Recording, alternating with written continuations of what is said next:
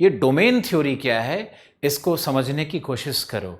जैसे मान लो कि मैं एक स्टूडेंट हूँ, मेरा साइंस का बैकग्राउंड है, और मेरा अगर साइंस का बैकग्राउंड है तो मुझे निश्चित रूप से basic science, science and technology, geography and environment, इसका कॉम्बिनेशन मुझे सूट करता है।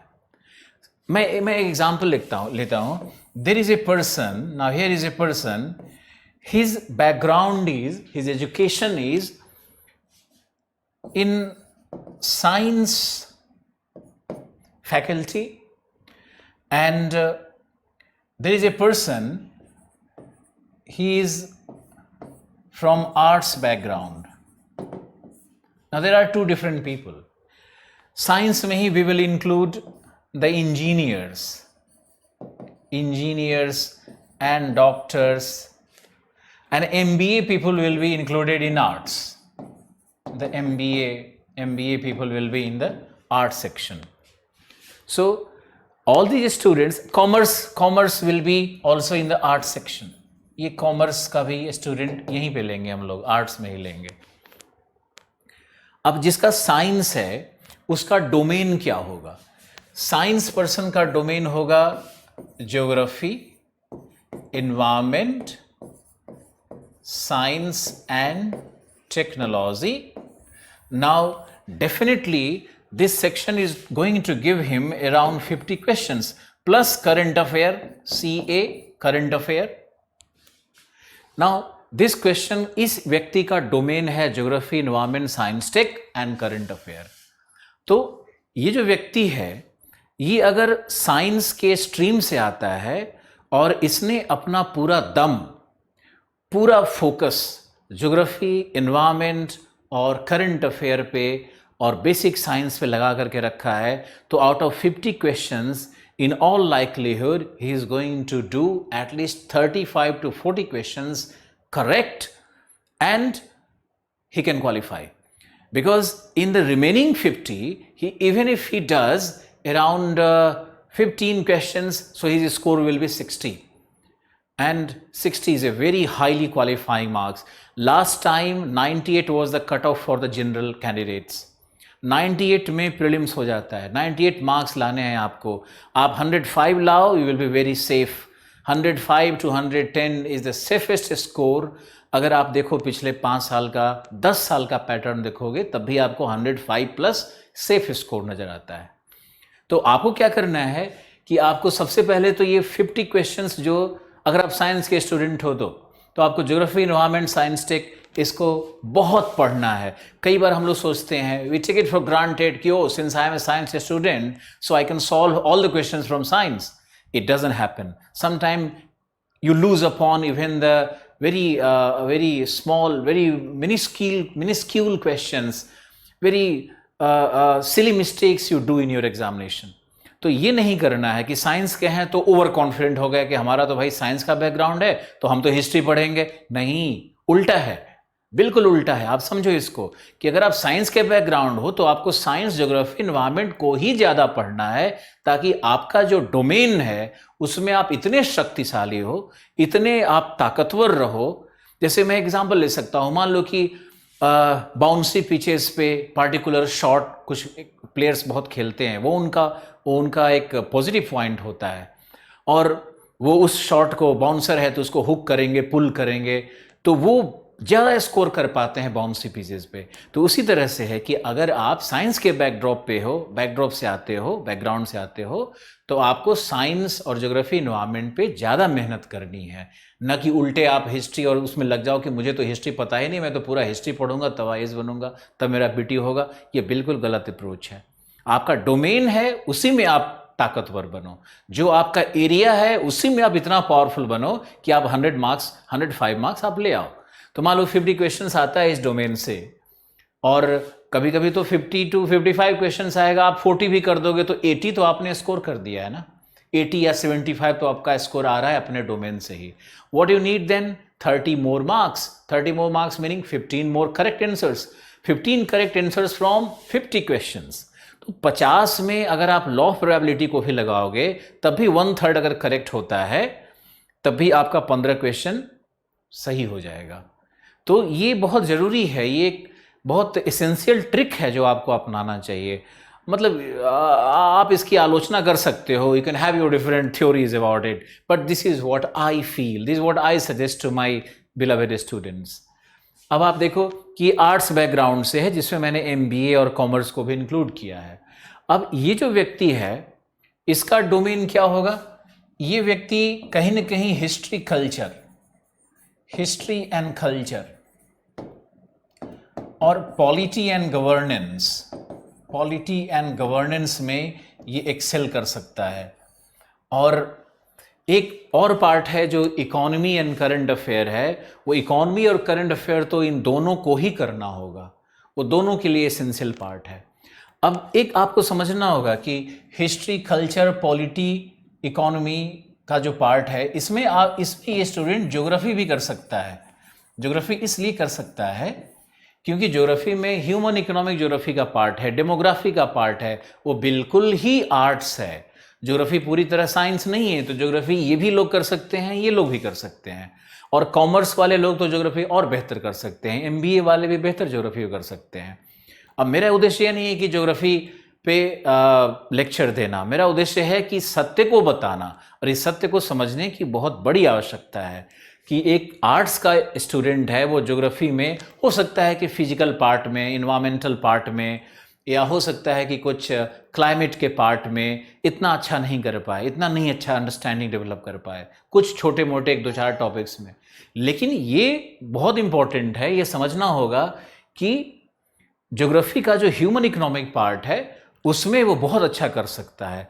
तो हम लोग बीच में रखते हैं इकोनॉमी को और करंट अफेयर को, जो कि दोनों को करना होगा, और हिस्ट्री, पॉलिटी और ज्योग्राफी के ह्यूमन इकोनॉमिक पार्ट को या इजी पार्ट को एक कॉम्बिनेशन ये बना ले, जिसमें ज्योग्राफी में एग्रीकल्चर भी थोड़ा पढ़ लेगा, रिसोर्स भी पढ़ लेगा, थोड़ा इंडस्ट्री भी पढ़ लेगा, और इंडिया ईयर बुक पढ़ना पड़ता ही है। तो उसके कॉम्बिनेशन से ये भी 50 क्वेश्चन का एक कॉम्बो देखो बन रहा है, ये भी 50 का कॉम्बो बन रहा है। तो आर्ट्स के व्यक्ति को इधर प्रहार करना है, और वो अगर उधर प्रहार करेगा तो वो अपने डोमेन से वो भी कुछ 35-40 प्रश्न बिल्कुल सही कर ले सकता है। अब आपको चलना है एक और इम्पॉर्टेंट डिस्कशन पे, जहाँ पे मुझे समझाना है कि मेमोराइजेशन क्या है और रिवीजन, रिपीटेशन और स्कैनिंग क्या होता है।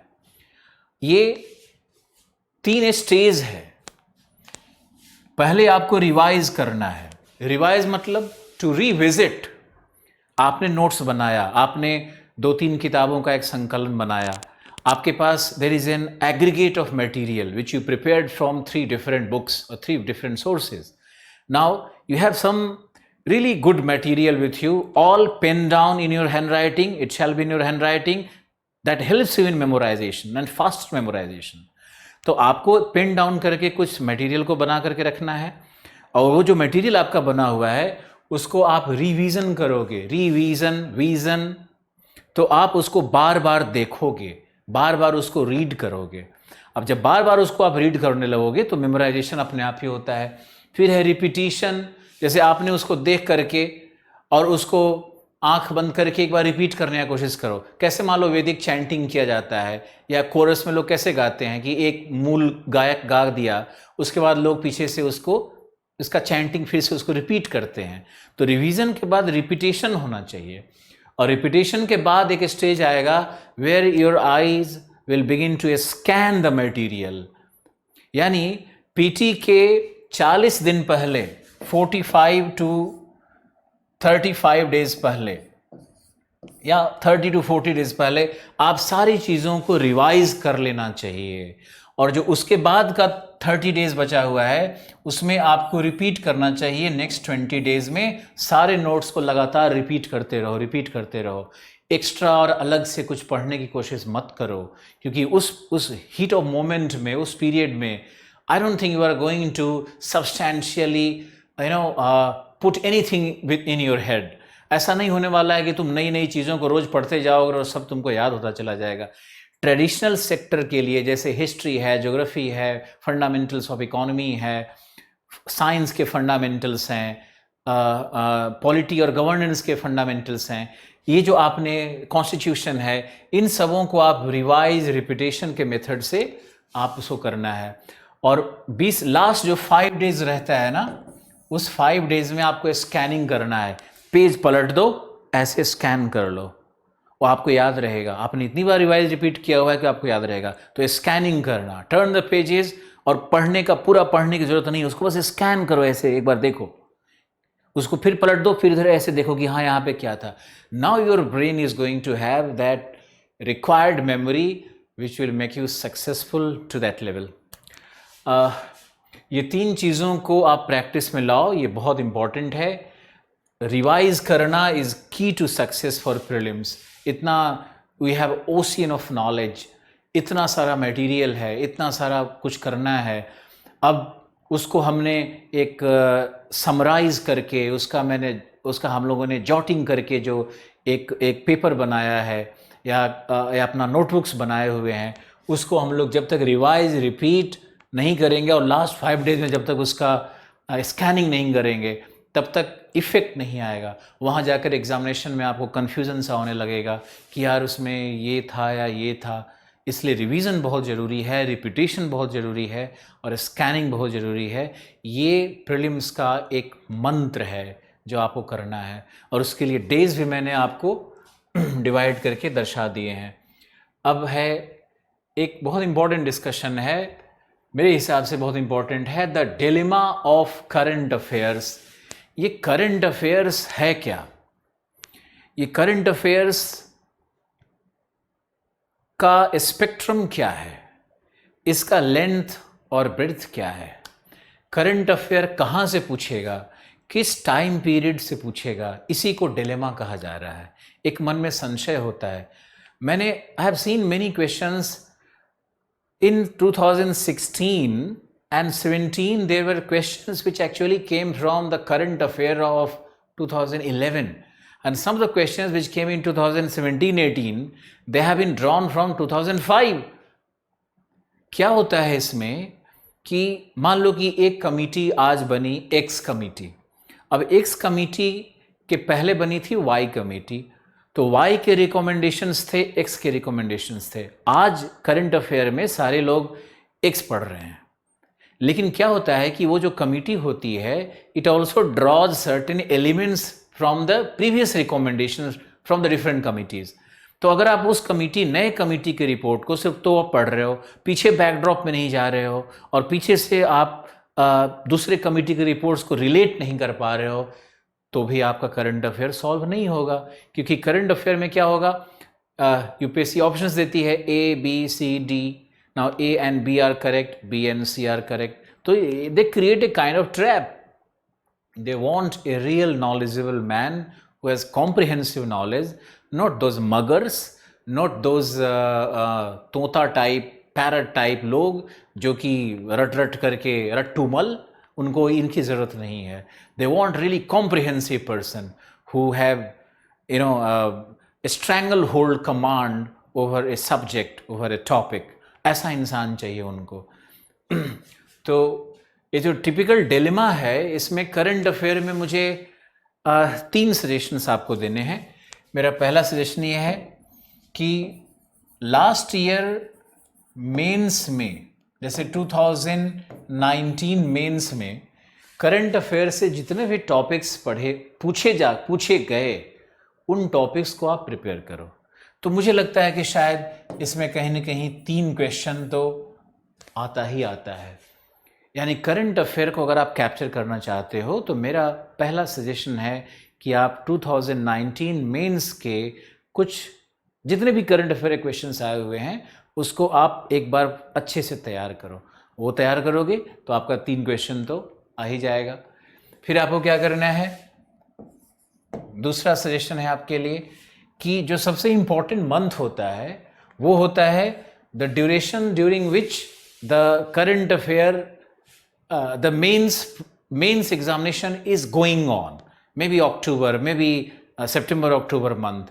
So your current affair actually starts from October 2019 to generally to March. 80%, 70% questions will be drawn from this October-March period.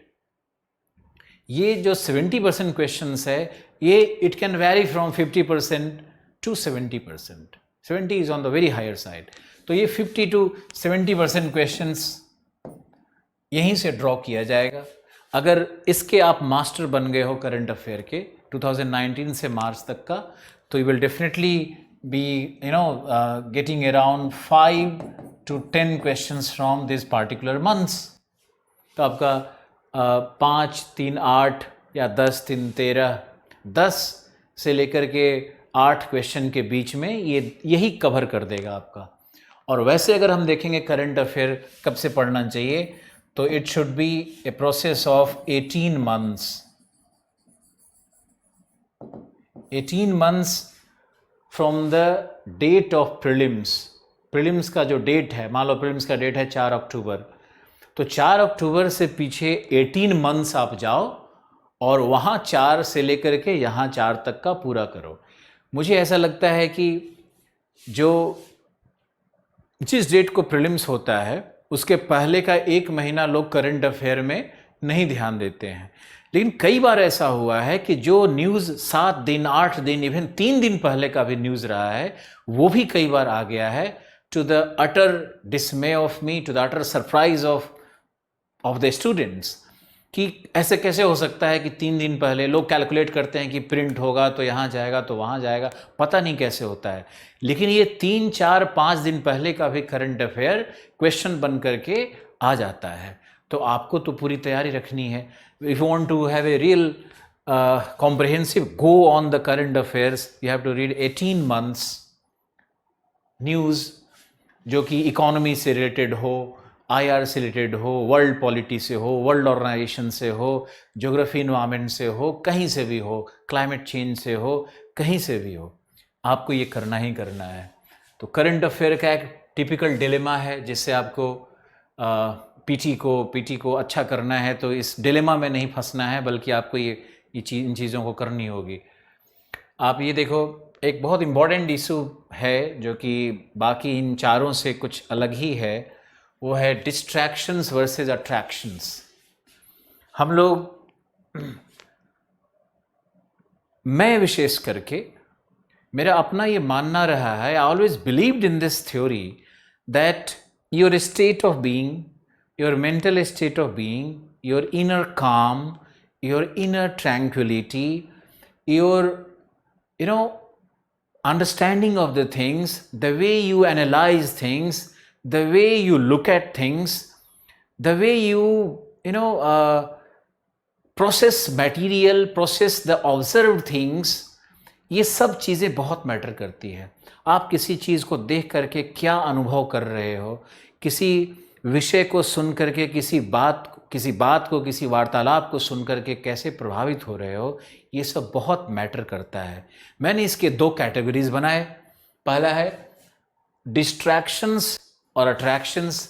Distraction और अट्रैक्शन, ये दोनों ही हम लोगों को सक्सेस में रोकता है.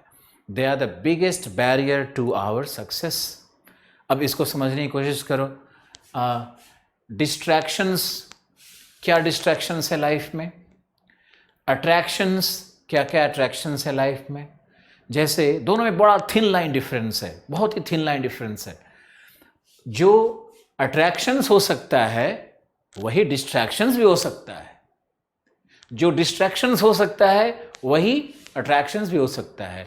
यानी ये 2-way रिलेशनशिप है इसमें. Both are enriching each other,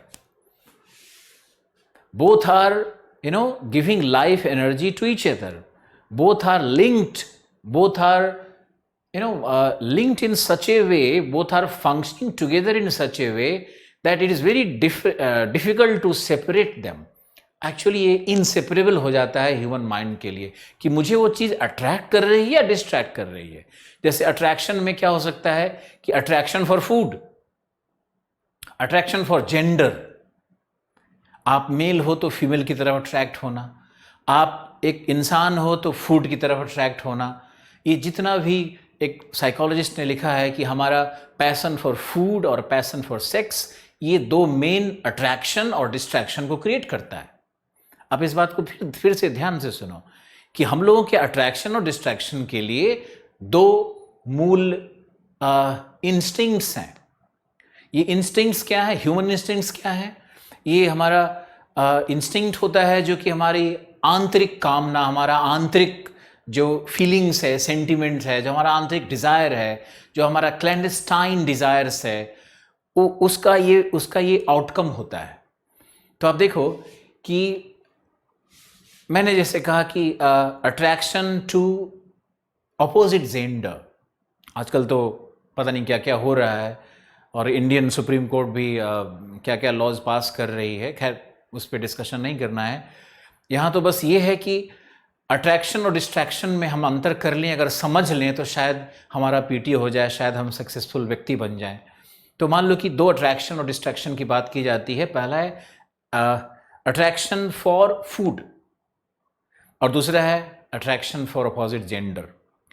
आते हैं इसके डिस्कशन में, और ये ऐसा विषय है जिसको बहुत लोग अपने अपने ढंग से इसकी व्याख्या कर सकते हैं और बहुत सारा पर्सपेक्टिव हो सकता है। पूरा 4000 साल का ह्यूमन सिविलाइजेशन इसी डिस्कशन पे आधारित है और लोग अलग अलग ओपिनियन देते हैं। मेरा उद्देश्य है कि हमारे जो स्टूडेंट हैं वो इस बात को समझें और इससे बचना भी है उनको, और अपने आप को एक डिफरेंट ह्यूमन बीइंग बनाना भी है आपको। जैसे मान लो कि पीटी का टाइम नज़दीक आ रहा है और आपको अपना मेमोरी बॉक्स बहुत ही स्ट्रॉन्ग करना है, और तो आपको अट्रैक्शन से भी बचना है, डिस्ट्रैक्शन से भी बचना है। मान लो कि आपके मन में एक डिज़ायर आया कि यार मैं आज कुछ अच्छा खाने का मन कर रहा है, मुझे लगता है कि मैं बाहर जाऊं, एक बढ़िया समोसा और 2-4 जलेबी खाऊं, मज़ा आ जाएगा। लेकिन तुमने क्या किया कि नहीं नहीं ये नहीं करना है। But I am telling you, बाहर जाओ और to gratify yourself, to gratify your desires, तुम जाकर के एक समोसा और छोटा सा जलेबी खा सकते हो और खा लो ताकि मन खुश रहे। तुम्हारे अंदर में पॉजिटिव हार्मोन्स, तुम्हारे अंदर में तुम्हारे जो इंद्रियाएं हैं वो खुश रहें। इसके कारण तुम अपने ब्रेन को भी एक हैप्पी, एक खुशनुमा स्टेट में रख सकते हो, एक हार्मोनाइज करके उसको रख सकते हो अपने बॉडी माइंड को, क्योंकि बॉडी का नीड्स होता है और माइंड उससे इंडिपेंडेंट है। माइंड बॉडी को गवर्न करता है, हमारे टेस्ट को गवर्न करता है, हमारे सेंसेस को गवर्न करता है। लेकिन जब तक आप सेंसेस को ग्रेटिफाई नहीं करोगे, सेंसेस को सेटिस्फाई नहीं करोगे to certain degree, I am telling you, तब तक आपका माइंड स्टेबल नहीं होगा, आपका mind in harmony with your body नहीं हो सकता है। तो आपके मन में कई बार हमारी इच्छाएं, कामनाएं प्रबल हो जाती हैं कि मुझे अब ये करने का मन है, तो आप उठ करके, पढ़ने का मन नहीं है तो पढ़ने, फिर फोर्स करोगे अपने आप को पढ़ने के लिए, तो शायद वो डिफ़िकल्ट टास्क होगा। तो you should get up, you should go out, spend 5-10 minutes and एक समोसा एक वो खा करके तुम वापस आ गए। अब देखो, दिस समोसा, तुम घर में बैठे थे, समोसा जलेबी तुमको डिस्ट्रैक्ट कर रहा था। इसमें डिस्ट्रैक्ट कर रहा है कि तुमको पढ़ने नहीं दे रहा है। दूसरा क्या है, तुम समोसा सोच रहे हो तो तुमको अट्रैक्ट भी कर रहा है। तो अट्रैक्शन और डिस्ट्रैक्शन को हम लोग डिफरेंशिएट नहीं कर पाते हैं कई बार। करना क्या चाहिए कि अपने जितने भी अट्रैक्शन और डिस्ट्रैक्शंस हमारे अंदर में बनते रहते हैं, एक स्टूडेंट के अंदर में जो बनते रहता है, वो उसका एक मिडिल पाथ आपको निकालना होता है। ऐसा नहीं कि आप उसी अट्रैक्शन डिस्ट्रैक्शन के चक्रव्यूह में, उसी के साइकिल में आप फंस जाओ, आप उसी के ट्रैप में उलझ जाओ। ये नहीं करना है आपको।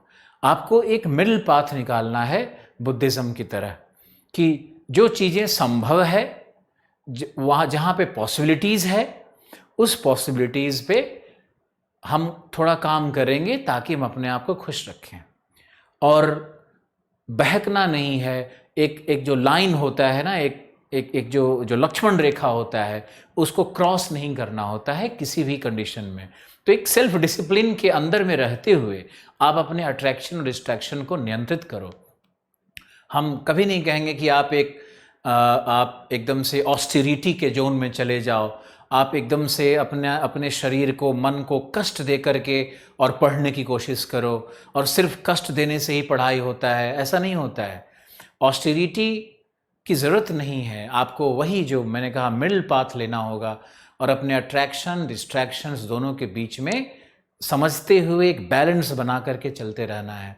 आपका 20 दिन रह गया है पीटी के लिए मान लो, या 30 दिन रह गया आपका पीटी के लिए, और आपके मन में घर के विषय में कुछ बात याद आ रहा है जो आपको डिस्ट्रैक्ट कर रहा है, जो आपके कंसंट्रेशन को वो ले जा रहा है कहीं पे। आप कई बार अपने जो अपोजिट जेंडर के अट्रैक्शन में आप फंसे रहते हो, तो वो भी चीज़ें डिस्ट्रैक्ट आपको करने लगती हैं। तो इन चीज़ों से बचना है, और इन चीज़ों से बचने का एक बहुत ही सरल उपाय है कि आप जब बहुत अच्छी पढ़ाई करोगे और ऑनेस्टी से पढ़ाई करोगे और सचमुच में आपको जब याद होने लगेगा, तो आपके अंदर में ही एक हैप्पी हार्मोन क्रिएट होने लगता है। आपके अंदर में एक खुशनुमा, एक आपका अंदर का पर्यावरण एक खुशनुमा खुद ही बनने लगता है और आप धीरे धीरे खुश होने लगते हो। इसका प्रभाव क्या होगा कि आप अपने अट्रैक्शन डिस्ट्रैक्शन से कहीं ना कहीं बचना शुरू कर दो। अब आप खुद से बचा सकते हो। तो यानी रास्ता क्या है अट्रैक्शन डिस्ट्रैक्शन से बचने का? बहुत अच्छी पढ़ाई। और वो रास्ता नहीं है कि, लेकिन आपके अंदर में आपको लोकेट करना होगा। जैसे मान लो आप पढ़ रहे हो तो एक पैरेलल थॉट क्रिएट हो गया, कन्विक्शन ऑफ थॉट्स आने लगता है, नीचे से थॉट्स आने लगेगा कि वो फला चीज़, वो ढिमकाना चीज़ शायद नहीं हुआ, या डिस्ट्रैक्ट हो रहे हो आप फिर वहाँ पे। तो आपको बार बार अपने आप को उस चैप्टर को क्लोज करके रिकॉल करना पड़ेगा और वापस बुक्स में जाना होगा और बुक्स में लर्निंग करना पड़ेगा। तो कई बार हम लोग नहीं कर पाते हैं, तो उसका भी एक मेथड है कि आप फिर उस बुक वाली चीज़ को लिखना शुरू कर दो, ताकि आप फिजिकली इन्वॉल्व हो जाओ। अगर मेंटली बुक्स इन्वॉल्व नहीं हो पा रहे हो तो आप फिजिकली उससे इन्वॉल्व हो जाओ, और फिजिकली इन्वॉल्व होने के बाद कई बार मेंटल इन्वॉल्वमेंट भी, इमोशनल इन्वॉल्वमेंट भी होने लगता है। तो ये मेथड है मनोविज्ञान का जो आपको अप्लाई करना है। और मेरे बेस्ट विशेज़ आपको, और मैं आपको और भी कुछ ना कुछ आपसे हम बात करते रहेंगे। बहुत बहुत धन्यवाद आज के लिए। Thank you.